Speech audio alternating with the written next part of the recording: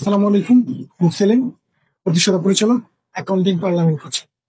এখন যে বিষয়ে নিয়ে আলোচনা করব, অবলেখকের কমিশন বা শেয়ার দালালের কমিশন।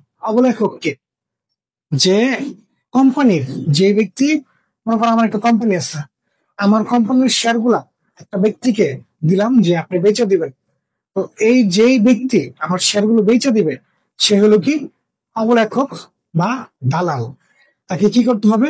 এটা কিন্তু ব্যাচেলর পয়েন্টের মালও দালাল না, আগে বলে রাখলাম, ঠিক আছে? যে এই যে শেয়ার গুলো বেচে দিবে সে হলো কি এক ধরনের দালাল। তাকে আমরা কি বলি, সুন্দর ভাষায় কি বলি? অবলেখক। তো এই ব্যক্তিকে এই শেয়ার গুলো যে বেচে দিবে, এই কারণে তাকে আমার একটা কি দিতে হবে? কমিশন দিতে হবে। কি দিতে হবে? কমিশন। তো এটা এক ধরনের অলিক সম্পদ বা অসমন্বিত ব্যয়। এই যে কমিশনটা দিলাম, এটা এক প্রকার ব্যয়। কেমন ব্যয়? অসমন্বিত ব্যয়। আর আমরা জানি অসমন্বিত ব্যয়, অলিক সম্পদ, এগুলা কি কথা? একই কথা। এগুলা কি? অলিক সম্পদ। আচ্ছা, এই অবলেখকের কমিশন, এগুলো আমার সম্পদ। এটার সমর্থক শব্দগুলো কি কি আছে সচরাচর?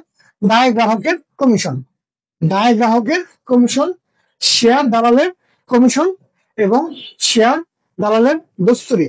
কমিশন আর দস্তুরি, কমিশন আর দস্তুরি একই কথা, একই কথা।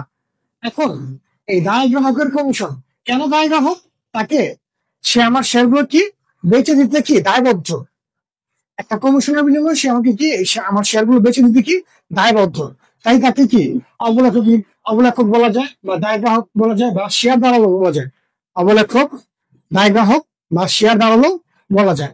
এখন এই দায় গ্রাহকের কমিশন, শেয়ার দালালের কমিশন আর শেয়ার দালালের দস্তুরি, এই তিনটা কি কথা?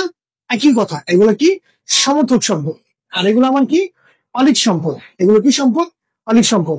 আশা করি তোমরা বুঝতে পারছো। তো ভিডিওটা যদি ভালো লাগে তাহলে লাইক, কমেন্ট, শেয়ার করবা এবং সাবস্ক্রাইব করতে ভুলবে না। আসসালামু আলাইকুম।